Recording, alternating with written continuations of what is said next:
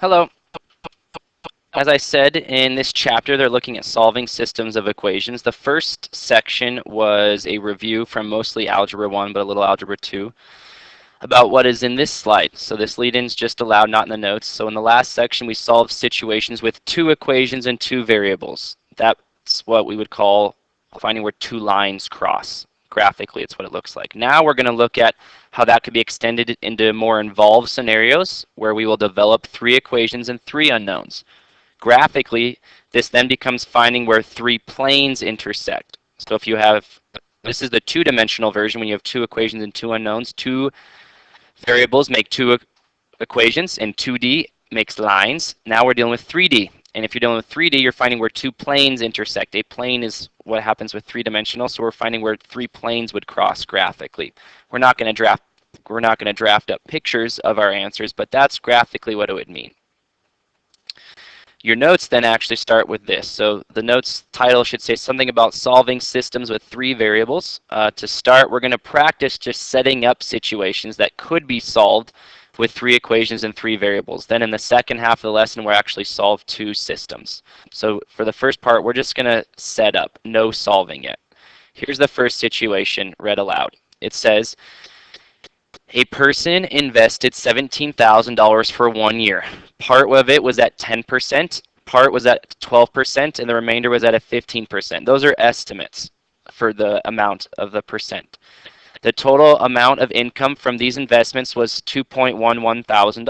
The amount of money invested at 12% was $1,000 less than the amount invested at 10% and the 15% combined.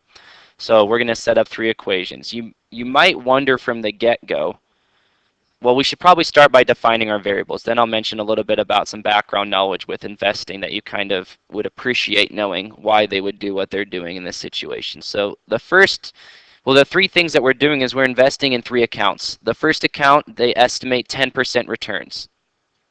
The second account, they estimate 12% returns. And the third account, they estimate 15% returns. So a little background I should share with you is, well, why wouldn't the person just put all of their money in the 15% investment? Because that would make the most sense and you'll get the most money back. Well, the downside of the estimated return at 15% is this one has the highest risk. So although they estimate that you should get 15% back, there's probably a higher likelihood that you might lose all of it than at the 10%. So this 10% investment account probably has less risk, meaning there's a less likely chance that you would lose all of your money. So that's why you wouldn't just put all of it in the 15% and why you might what is called differentiate your investments. So now we need to go through. There were three clues given because there's going to be three equations. The first one said that $17,000 was invested in total. It was split up by these three accounts. So I would say the amount I put in the 10% plus the amount I put in at the 12% plus the amount I put in at the 15% has to total to 17. We'll just know that we're talking about thousands of dollars.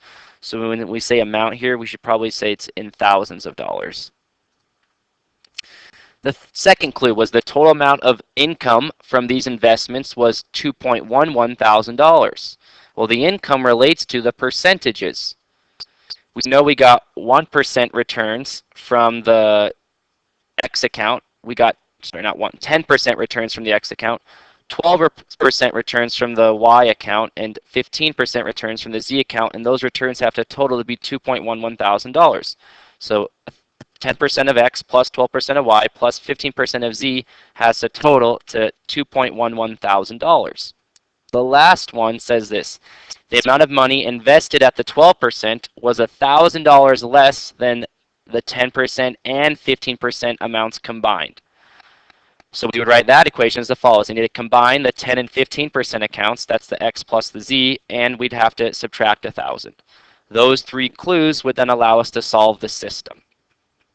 So there's an example of setting up a system of three equations. The first one's the total, the second one is the return, and the third one was a relationship between all three of them. I'll zoom it out just so you can kind of see it for yourself. But there's our first example of setting a system up that has three equations and three variables. You'll realize that in order to solve a three-equation system, you need three variables. Or in order to solve a system with three variables, you need three equations. It works both ways. Second one, says this. The bar graph shown below shows the average annual spending per person on selected items in 1980 compared to 2010. All dollar amounts are adjusted for inflation. So we are going to use this context for the next setup. But before we do, what does this graph show? Well, it's trying to show inflation. But you'll notice that vehicle and gas, the amount that we spend when we account for inflation, well, it's pretty much the same. So however much we spent on vehicles and gas compared to today, even if you account for inflation, because it says that we've accounted for inflation, seems to be the same. So we're spending about the same on vehicles and gas as we did, 30 years ago when this was 2010.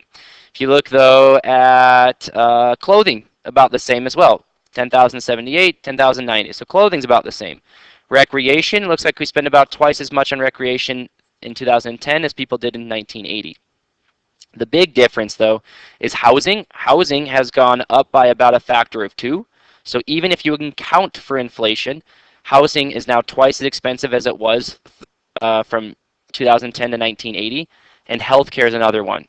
About $2,000 in 1980 compared to in 2010, it's gone up to almost $5,000. So about a 2.5-fold increase. So that's what the graph's showing. We're going to set up the following equation. So it says for the year 2010, the combined spending on housing, vehicles, and healthcare was $13,840. The difference between housing and vehicles was $3,864, and the difference between housing and healthcare was $695. So we need to set up the systems. You should first define your variables. You'll realize they talked about 3 things: housing, vehicles, and healthcare. So X has to be the amount.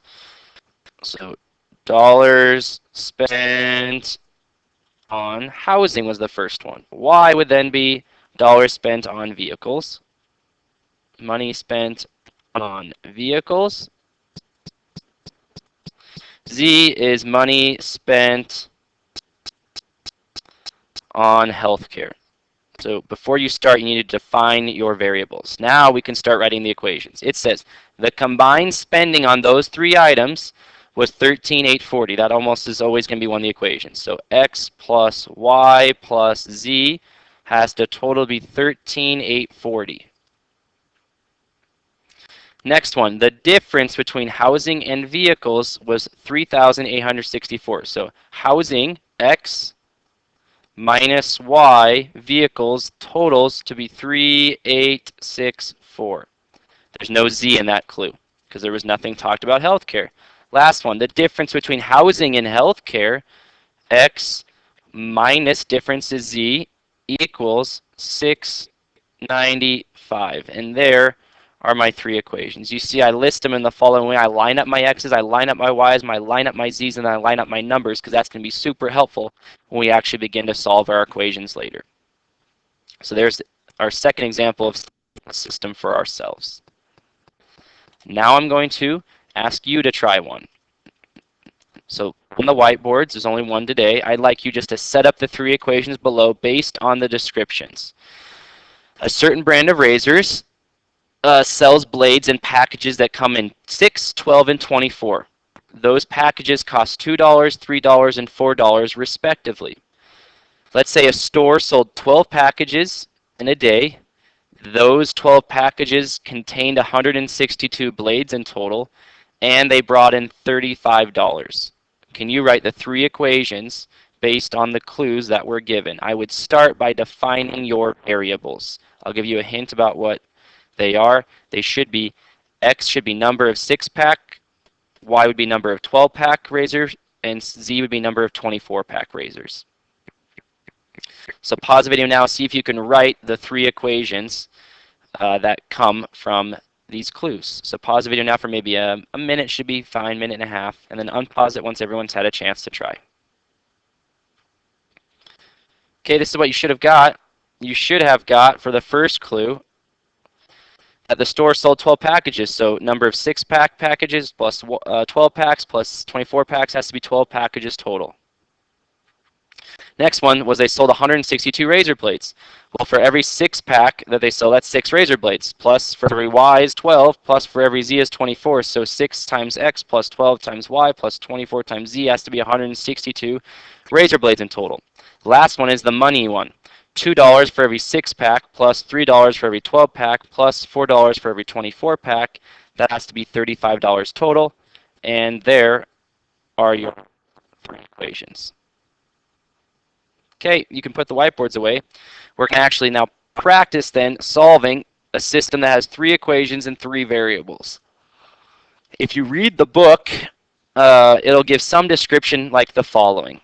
So if you would like to, you can read it for yourself. However, I think this is a little too wordy. If you'd like, you can read it though. If you know, some people really like a very long description, very detailed. I'm going to kind of simplify it to the following steps. Step one would be use two different pairs of equations to get rid of one of the variables so that we are left with two equations and two variables. Why would we do that? Because we practiced in prior lessons on solving two equations and two variables. So the goal of step one is to make it look like something we've done before. Then we can do steps 2 and 3. Now just do regular elimination with those two equations to find the values of one of the variables. Then you just use back substitution to find the other two. So step 1 is to use two different pairs of equations to get rid of one of the variables so that we're left with two equations and two variables, the same two variables. You can't have like x and y in the first one and x and z in the second. That won't be helpful. You need like x and y for the first and x and y for the second, or y and z for the first and y and z for the second. So we're going to use these suggested steps in order to solve. So here we go. We have three equations and three variables. It looks a lot more daunting than it needs to be. I can look and see, I can easily get rid of these z's right off the bat. So I already know from the get-go that I'm going to try to get just x and y by themselves. So my first goal is going to be to use these two equations. So I'm going to do like the red equations right here. So I've got x plus 4y minus z equals 20. And I've got 3x plus 2y plus z equals 8. Now I'm going to just try to get rid of the z's. How would I do that? I would add the two equations. I would then get 4x plus 6y, the z's go away, equals 28. Now I have just x and y to work with. Now I need to get rid of the z's again. I have to use two different pairs of equations. I can't use the first and second again. So what about the second and the third? The second and the third, I could get rid of the z if this one was twice as big. So I'm going to multiply this second equation by 2 right here, and then use the 2 and 3 to get matched up. So here's my blue ones. I multiply this middle one by 2. Then I have 6x plus 4y plus 2z equals 16. And then the bottom was 2x minus 3y plus 2z equals negative 16. Now I have the z's matched up. I'm going to subtract because they're the same sign. 6x minus 2x is 4x. 4y minus negative 3y is plus, so that's plus 7y's. The z's cancel out. 16 minus negative 16 makes 32. Now I'm on step 2. I have x's and y's only to work with. So I've got 4x plus 6y equals 28. 4x plus 7y equals 32. And now I'm done with step 1. I can move on to step 2, which is do regular elimination like we did in the prior lesson. I already noticed my x's are matched up. If they weren't, I might try to get them matched up, or the y's, so I'm going to simply subtract. 4x minus 4x is no x's. 6y's minus 7y is negative 1y. 28 minus 32 is negative 32. I divide by a negative 1 and I get 4. So I know my line is going to cross at x. I don't know x yet. Blank 4 comma blank, because there's an x, a y, and a z coordinate, because this is in 3 dimensions. So I know that the x coordinate is a 4. Now I just back substitute. I work backwards. I know that y is 4, so I could put 4 into this red or this blue equation. It doesn't matter. Let's do the red one. I knew it was 4x plus 6 times 4 was y now, equals 28. 4x plus 24 equals 28. Or subtract the 24. I get 4, divide by 4, and I get that x is 1. So then I know the x coordinate is 1.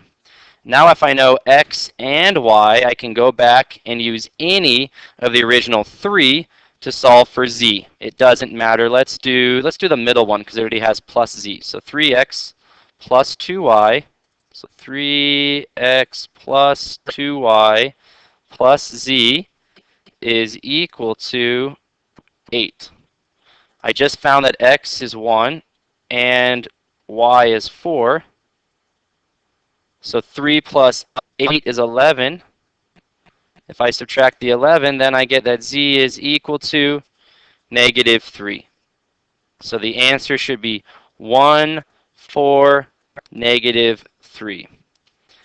It's not terribly difficult. It is a little detailed, so you're going to have to be patient and organized. Take small steps, show all your work, because if you make one little misstep, it's going to throw off your answer. So on a quiz or a test, I will check your work to see if you're on the right path and give you most of the credit for having the correct philosophy as opposed to the entire question correct. But there you go. There's example number 1. We're going to do one more example, and then that'll be it for today. What if they give you a system where one of the variables is already gone? Well, then use that to your benefit. The top equation already has just x and z, so that means there's no y's. So let's get rid of the y's for the bottom two. So I'm going to focus on just these two right here, and I'm going to get rid of the y's by multiplying the bottom equation times 2. So for the red ones, I would have x plus 2y minus z equals 1. That middle equation stays the same. The bottom is multiplied by 2, though. 4x minus 2y plus 2z equals 6. And then if I add the two equations, I get 5x plus z equals 7. Now I have just x and just z to worry about, same as I had for this top one. So I can bring this down here, and I've got x plus z equals 3. I can write them on top of each other and then realize I got 5x plus z equals 7 and x plus z equals 3. I can easily already solve for the x's by subtracting the z's out. 5x minus 1x is 4x. Z minus z, they're gone. 7 minus 3 is 4. Divide by 4. And I get that x is 1. But I don't know if that's right. Let me see here. Multiply by 2. Just checking my work here. That looks good. Add 5x, z looks right. 1 and 6 is 7. X plus z is 3. I don't see any errors yet.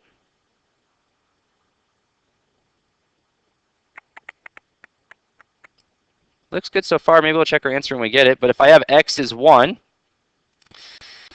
then I can get z by substituting in. So put 1 in. It doesn't matter. I can use this one right here.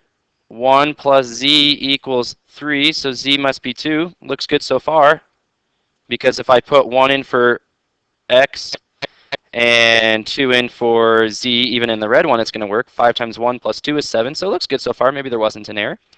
Now that I know x and z, I can get y. I could plug it into the middle or the bottom equation. Let's do the middle. X plus 2y minus z equals 1. I then get 1 plus 2y minus 2 equals 1. 1 minus 2 is minus 1. Add it over. I then get 2y equals 2. Divide by 2 and I get 1. So y should be 1. So my final answer is 1, 1, 2. 1 for x, 1 for y, 2 for z. We already know it works for the top equation. Let's try the middle. 1, 1, 2. 1 plus 2 is 3 minus 1. See, something's not right here.